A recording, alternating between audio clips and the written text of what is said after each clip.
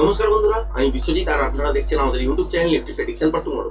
আজকের ভিডিওতে আমরা উইকলি কি ফ্রেম দেখছি এবং উইকলি ফ্রেম অনুযায়ী তলার দিকে কত দূর পর্যন্ত আসার জায়গা আছে বা উপরেই কত দূর পর্যন্ত ওঠার জায়গা আছে নিফটির ক্ষেত্রে, সেইটাই কিন্তু প্রেডিক্ট করার চেষ্টা করব।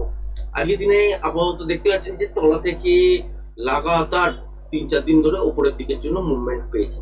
এটা হচ্ছে ডেইলি ফ্রেম অনুযায়ী। একটা ইন্টারন্যাশনাল মার্কেটে যখন ট্যারিফ ওয়ার শুরু হয়ে গেল, আপনারা দেখতেই পেয়েছেন যে এই দিনের পর মোটামুটি তলার দিকে আমরা ভেবেছিলাম যে এখান থেকে তলার দিকের জন্য আসবে হয়তো বাজার, কারণ এই রেঞ্জটা জাস্ট ব্রেক করেছিল সেই সময়। তো যাই হোক, এই জায়গাটা যখন ব্রেক করে যখন সাস্টেন করছিল তখনই বলছিলাম, ভাবছিলাম যে এখান থেকে তলার দিকে আসবে, কিন্তু একদিনেই যে এত বড় প্যানিক সৃষ্টি করে দেবে সেটা কিন্তু কেউই জানতো না। অনেক বড় সড়ো গ্যাপ ডাউন হবার কিন্তু সম্ভাবনা ছিল না। ইউএস মার্কেট যদি দেখেন, সেই সময় 2200 পয়েন্ট 2300 পয়েন্ট মাইনাস ছিল, সেই দেখে কিন্তু বলা হয়েছিল যে অনেক বড় গ্যাপ ডাউনে করতে যাচ্ছে, এবং দেখতেও পেয়েছি যে তলার দিকে এই যে সুইং লোটা ছিল এটাকে ব্রেক করে দিয়ে কিন্তু খুলেছিল। এখান থেকে কি দেখতে পেয়েছি, এই যে জায়গায় খুলেছিল সেখান থেকে সারা দিন ধরে উপরের দিকের জন্য বাউন্স করতে শুরু করেছিল এবং সেরামি হিসেবে কাজ করেছে। তারপরের দিন কি হয়েছে, আবার বাউন্স পেয়েছি। তারপরের দিন কি পেয়েছি, গ্যাপ ডাউন পেয়েছি। এবার ইন্টারন্যাশনাল নিউজের মধ্যে খবর চলে আসে যে ট্যারিফটাকে পজ করা হয়েছে 90 দিনের জন্য। এবার এখানে কি ফ্যাক্টর কাজ করছে, সেটা হচ্ছে আমেরিকার সঙ্গে কোন কোন দেশ বিজনেস করে, যাদের লাভ হতে পারে ট্যারিফ কমানোর, সেই অনুযায়ী বাজার কিন্তু রিয়াকশন দিয়েছে। ওয়ার্ল্ড মার্কেটও দিয়েছে, আমাদের ইন্ডিয়া বাজারও কিন্তু উপরের দিকে চলে গেছে। যদিও যেদিন এটা গ্যাপ আপ হয়েছে তার আগের দিন কিন্তু ইউএস মার্কেট মাইনাস ছিল এবং আমাদের মার্কেট সেদিন কিন্তু বন্ধ ছিল, তার জন্য কিন্তু গ্যাপ আপটা ছোট দেখতে পেয়েছি। নয়তো যদি সঙ্গে সঙ্গেই হতো গ্যাপ আপটা আরো হয়তো বড় দেখতে পেতাম, কারণ এগুলো হচ্ছে পলিটিক্যাল ইভেন্ট হিসাবেই কিন্তু ধরে নিতে হবে, এটাকে প্রপার চার্টের আন্ডারে কিন্তু আনা উচিত হবে না। উইকলি প্যাটার্ন অনুযায়ী আমরা যেখানে দেখেছিলাম এবং আপনার সঙ্গে বহুবার আলোচনা করেছিলাম যে উইকলি প্যাটার্ন অনুযায়ী তলার দিকে কত দূর পর্যন্ত আসতে পারে, বারবার বলেছি যে 680, 700, তারপর আপনার 650, 620 এই জোনটার মধ্যে কিন্তু একটা টার্গেট হবে, কারণ 50 পয়েন্ট এপাশ ওপাশ হতেই পারে একটা যখন মুভমেন্ট চলে।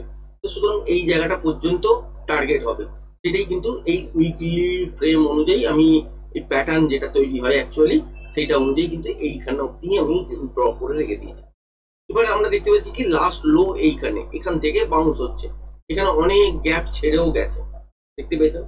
তো এখান থেকে কি হতে পারে, বাজারের হাতে কোথায় কোথায় আটকায়, যদি সুইং লো সুইং হাইয়ের কথা বলেন তাহলে এখানের মধ্যে কিন্তু পাবেন না। এই যে মুভটা উপর থেকে তলা পর্যন্ত হয়েছে এর মধ্যে কিন্তু সুইং লো সুইং হাই এর মধ্যে কোনো কোনো জায়গায় বাধা, যে জায়গাগুলো পাওয়ার কথা সেগুলো কিন্তু নেই, তার মানে স্মুথ চলবে এই রেঞ্জটার মধ্যে।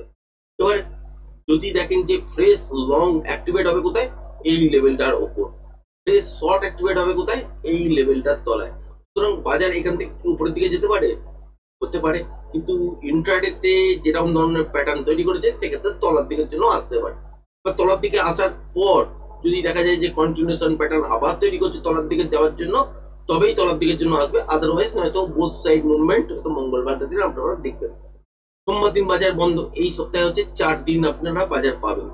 সেক্ষেত্রে এখান থেকে তলার দিকে যদি মুভমেন্ট চালু হয়, আমরা এখানে ফিবোনাকি একটা টুলস আছে, তো সেই ফিবোনাকি টুলস হিসাবে যদি আমরা এটাকে কাউন্ট করি যে এখান থেকে এত দূর পর্যন্ত পড়েছে, সেই অনুযায়ী কতটা পর্যন্ত উপরের দিকের জন্য গেছে, সেই অনুযায়ী যদি দেখেন 50% কিন্তু কভার করে দিয়েছে। তো টেনেই দেখিয়ে দিচ্ছি, তো উপরে হচ্ছে ঠিক এই জায়গাটা, তলায় হচ্ছে ঠিক এই জায়গাটা, এটা লো করেছিল দেখতে পেয়েছেন, এই যে 0.5 এই জায়গাটা পর্যন্ত পৌঁছে গেছে এবং এর উপরেই ক্লোজিং হয়েছে এবং উপরের দিকে আরো বেশ কিছুটা গেছিল। এবার 0.618 মানে হচ্ছে ঠিক এই জায়গাটা দেখতে পাচ্ছেন, তার মানে এই জোনটার মধ্যে বাজার গিয়ে একবার থামতেই পারে। যদি দেখেন যে মঙ্গলবার দিন প্লাস হয়েছে তাহলে কিন্তু এই জোনটাকে খেয়াল রেখে কাজ করবেন, যে বাজার যদি ওপর দিকের জন্য চলতেই শুরু করে তাহলে আলটিমেট এখান থেকে বাজার তলার দিকের জন্য ফার্স্ট আসতে পারে, তারপর বোথ সাইড মুভমেন্ট হিসেবে উপরের দিকের জন্য মুভমেন্ট নিতে পারে। সেক্ষেত্রে এই যে জোনটা তৈরি হবে এইটা হচ্ছে 61% এর জায়গা, যেটা হচ্ছে আপনার 23,000, 60, 65, 50 এই জায়গাটা। আর তলার দিকে যে জায়গাটা যে 50% যদি বলেন তাহলে হচ্ছে ঠিক এই জায়গাটা, যেটা হচ্ছে 22,790-92 এই জায়গাটা। তার মানে এই জোনটার কাছাকাছির মধ্যে যদি বাজার গিয়ে থেমে যায়, তারপর যদি দেখি এখান থেকে তলার দিকে এই লেভেলটাকে ব্রেক করছে এবং চলে আসছে, এই যে সুইং লোটা হয়েছে এটাকেও ব্রেক করেছে চলে আসছে, তার মানে আলটিমেট বুঝবেন যে এটাকে চেস করতে আসছে এবং এইটা 4 দিনের মধ্যে আর কিন্তু কমপ্লিট হওয়া সম্ভব নয়। হতে পারে যদি পলিটিক্যাল ইস্যু থাকে বড়, যদি ইন্টারন্যাশনাল পলিটিক্স এর মধ্যে ইনভলভমেন্ট হয় বা কোনো বড় একটা অ্যানাউন্সমেন্ট হয়, তার জন্য কিন্তু তলার দিকে নেগেটিভ রিয়াকশন দেখতে পারেন বা পজিটিভ রিয়াকশন দেখতে পারেন। যদি কোনো ভালো খবর চলে আসে সেক্ষেত্রে বাজার রিয়াক্ট করবে, সেই অনুযায়ী উপরের দিকের জন্য মুভমেন্ট হবে। আবার যদি কোনো খারাপ নিউজ চলে আসে সেক্ষেত্রে তলার দিকের জন্য বাজার চলে আসবে। এবার হচ্ছে এখানে 90 ডেজ এর জন্য কিন্তু ট্যারিফের মধ্যে পজ লেগেছে। পজ অ্যাকচুয়ালি নয়, পজ মিনস হচ্ছে আপনার 10% বেসিক ট্যারিফের মধ্যে কিন্তু ওয়ার্ল্ডের ম্যাক্সিমাম দেশগুলোকে নিয়ে রেখেছে। তার মধ্যে এক্সেপশনাল হচ্ছে চায়না আর কানাডা। তো চায়নার ক্ষেত্রে হচ্ছে 125%, কালকের ভিডিওতে আপনাদের সঙ্গে শেয়ার করেছিলাম 125% ট্যারিফ লাগিয়েছে। ওটা 125% নয়, অ্যাকচুয়াল ক্লারিফিকেশন আসার পর বুঝতে পারলাম যে ওটা 145% ট্যারিফ হয়ে গেছে। সুতরাং চায়নার মাল যে ইউএসএ আর বিক্রি হবে না সেটা কিন্তু এই মুহূর্তে মানে আমাদের জন্য ভালো খবর এই মুহূর্তে। এবার এখানে যদি দেখেন যে কোনো ডিল হয়ে গেল ভেতর কোনো একটা পজিটিভ নিউজ হলো, তো আমাদের বাজারও কিন্তু মিশ্র প্রতিক্রিয়া দেবে, মানে ওপর নিচ করবে। চায়নার বাজার এখন যদি দেখেন তাহলে কিন্তু বাজার একবার ওপরের নিচে ওপর নিচে, কিন্তু সাস্টেনেবল মুভ কিন্তু হচ্ছে না, কারণ এই ট্যারিফ লাগানোর পর থেকে। এবার দেখার এটাই যে কোনো রকম পজিটিভ নিউজ আমাদের জন্য আসে কিনা। আমাদের জন্য নেগেটিভ নিউজ কি কি আসতে পারে? চায়না এমন কিছু করলো হয়তো যেখানে হচ্ছে ইন্ডিয়ার ক্ষতি হলো ডাইরেক্ট ভাবে, তো সেইখানে কিন্তু প্রবলেম ক্রিয়েট করবে। এবার জানি না এখনো পর্যন্ত, কারণ এই পলিটিক্স তো আমাদের পক্ষে জিও পলিটিক্স পুরোপুরিটা জায়গাটা হয়তো ধরতে পারছি, কিন্তু পলিটিক্স কিভাবে চলবে বা তার মধ্যে ইনভলভমেন্ট কিভাবে করতে হবে সেইটা পর্যন্ত ক্ষমতা কিন্তু আমাদের হাতে নেই। সুতরাং ডাইরেক্ট আপনারা জিও পলিটিক্স এর সঙ্গে ইনভলভমেন্ট হতে পারবেন না। এবার আমাদের এখানে ম্যাক্সিমাম জায়গা দেখবেন গালফ ট্রেড অ্যাকচুয়ালি আমরা করি অয়েলের জন্য, যেটা হচ্ছে সৌদি, ইরান, ইরাক, তারপর হচ্ছে কাতার, এইসব জায়গা থেকে কিন্তু তেল আসে। ইরান যদিও ব্যান আছে সেই জন্য আমরা তেল নিই না এই মুহূর্তে, কিন্তু সৌদি থেকে আমাদের তেল কিন্তু আসে, কাতার থেকে কিন্তু আসে, ইয়ামান থেকে আসে। এবার যদি দেখেন ওই গালফের জায়গাটা, মানে গালফের জায়গাটা যদি বুঝতে হয় তাহলে ধরে নিন এটা হচ্ছে সমুদ্র আর এইটা হচ্ছে তার খাড়ি, এটা তার খাড়ি, মানে এর মধ্যে এপাশে এইরকম করে সব দেশ আছে আর এরাই হচ্ছে তেল বিক্রি করছে। এটা হচ্ছে কিন্তু একটা বড় সমুদ্র, এটা হচ্ছে খাড়ি।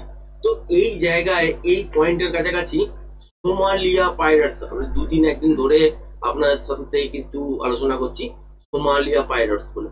সোমালিয়া পাইরেটস যদি এখানে গিয়ে দেখেন যে এখানে ওদের দেশ অ্যাকচুয়ালি, তো এখানে যদি দেখেন যে আমেরিকার বেস আবার এই দিকে একটা করে আছে, একটা একটা দ্বীপে আপনার ইংল্যান্ড এবং আমেরিকার যৌথ একটা বেস এখানে আছে। যদি কোনো কারণে অ্যাটাক হয় তাহলে আমাদের ট্রেড রুটটা কিন্তু ডিস্টার্ব হয়ে যাবে, এখানে ট্রেড কিন্তু করা যাবে না। বাধ্য হয়ে আমাদের অয়েল কোথা থেকে পারচেস করতে হবে, কিছুটা রাশিয়া থেকে আর কিছুটা হচ্ছে আপনার আমেরিকা থেকে। তাহলে বিজনেসের কাদের ফায়দা হতে পারে, আমেরিকানদের হতে পারে। সুতরাং এইটা যদি ফ্রন্ট খুলে যায় তাহলে কিন্তু আমাদের বাজারে নেগেটিভ ইম্প্যাক্ট করবে এই মুহূর্তে। এবার যদি ডাইরেক্ট কোনো দেশকে যদি অ্যাটাক করে দেওয়া হয় তাহলেও কিন্তু দেখতে হবে যে আমাদের ইকোনমি সেইখানে কতটা ইনভেস্টমেন্ট আছে সেই সব দেশের ওপর, সেই অনুযায়ী আমাদের বাজারেও কিন্তু রিয়াকশন আসবে। তো এই হচ্ছে নেগেটিভ নিউজ আমাদের জন্য, এইগুলো কিন্তু জিও পলিটিক্স এর মধ্যে খেয়াল রাখবে। আর দ্বিতীয় হচ্ছে বাজারে যদি নর্মাল মুভমেন্ট পান এই সপ্তাহের মধ্যে, যদি আর এই 4 দিনের মধ্যে কোনো রকম ডিস্টারবেন্স না আসে তাহলে এটা ধরে নিয়ে চলবেন যে এই যে জোনটা আছে বা এই যে লোটা করেছে এটাকে একবার চেস করে তবে আসতে হবে। এটা যদি চেস করতে না আসে তাহলে বাজার উঠতেও সেরকম ভাবে পারবে না। তার মানে এই মুহূর্তে মঙ্গলবার দেখতেই পারেন যে এখান থেকে হয়তো প্লাসে বন্ধ হলো বা বুধবার হয়তো কন্টিনিউ হলো, এবং এই সব জায়গাটার মধ্যে দেখতে পেলেন। এটাই দেখার যে বাজার এই জোনটার মধ্যে থেকে তলার দিকের জন্য আসে কিনা, তারপরেই কিন্তু ডিসিশন নেবেন। যদি চেস করতে এসে দেখা যায় যে এই লেভেলটা আর ব্রেক হচ্ছে না, তাহলে এটাকে আমরা বটম হিসাবে ধরে নিয়ে এখানে next trade intraday price action অনুযায়ী দেখে তবে কিন্তু আস্তে আস্তে করে ট্রেড বিল্ড করা শুরু করব। আর যদি প্যাটার্ন ওয়াইজ মেলাতেই হয় তাহলে হচ্ছে উইকলি প্যাটার্ন অনুযায়ী এই সব জোনের মধ্যে যে কোনো একটা জায়গায়, যেটা হচ্ছে 21,624 টেনে 20 হতে পারে, 15 হতে পারে, আবার উপরের দিকে 650 হতে পারে, 640 হতে পারে, 660, 70, 80 হতে পারে। তো যেটাই হোক না কেন অ্যাকচুয়ালি এই লেভেলটাকে ব্রেক করবে, আর বেশি দূর যাবে না। তারপর এখান থেকে উপরের দিকের জন্য মুভ হলে তখন কিন্তু আমরা বুঝে যাবো যে অ্যাকচুয়াল কিন্তু প্যাটার্ন অনুযায়ী কাজ করলো।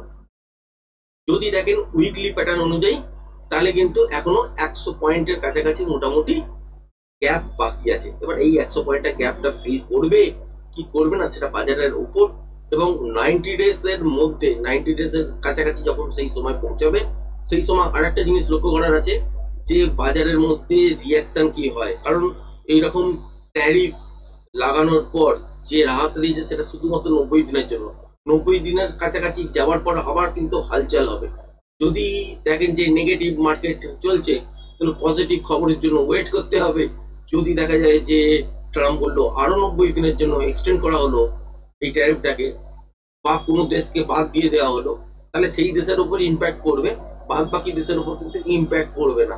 সুতরাং এই জায়গাগুলো কিন্তু খেয়াল রেখেই এই কিছুদিন কিন্তু কাজ চালাতে হবে। তারপর বুঝতে হবে যে বাজারের মধ্যে কোন কোন জায়গাগুলো নর্মাল ভাবে চলছে কিনা, বা প্যাটার্ন রেগুলার বেসিস যেমন ভাবে আমরা কাজ দেখে অভ্যস্ত সেরকম ভাবে হচ্ছে কিনা, এরকম পলিটিক্যাল ইনভলভমেন্ট আসছে কিনা। এবং আর একটা ফার্স্ট যেটা দেখার আছে সেটা হচ্ছে এই 90 দিনের মাথায় মোটামুটি দেখতে পাবেন যে বাজারের মধ্যে কিছু না কিছু হালচাল শুরু হয়ে গেছে। সেইটা কতটা সাস্টেনেবল বা সেটা কি রিয়াকশন আসছে, যতক্ষণ না আসছে ততক্ষণ পর্যন্ত বাজারের মুভমেন্ট কিন্তু এরকম ভাবে প্রেডিক্ট করতে যাওয়া সম্ভব নয় বা করা উচিত নয়। আমি বলতেই পারি যে এখান থেকে তলার দিকে এলে এই জোনটা পর্যন্ত, তলার দিকে উপরের দিকে ঠিক এই জোনটা পর্যন্ত, কারণ এটা একটা রেঞ্জ, অ্যাকচুয়াল কিন্তু নয়। অ্যাকচুয়াল কিন্তু বাজার এই মুহূর্তে পলিটিক্যাল জিও পলিটিক্স এর মধ্যেই ফেসে আছে। বাজার চায় না এইসব জিনিস, যে বাজার চায় না কোনো রকম ডিস্টারবেন্স। বাজার যখন স্মুথ চলে কখন, যখন কোনো রকম পলিটিক্যাল ডিস্টারবেন্স থাকে না।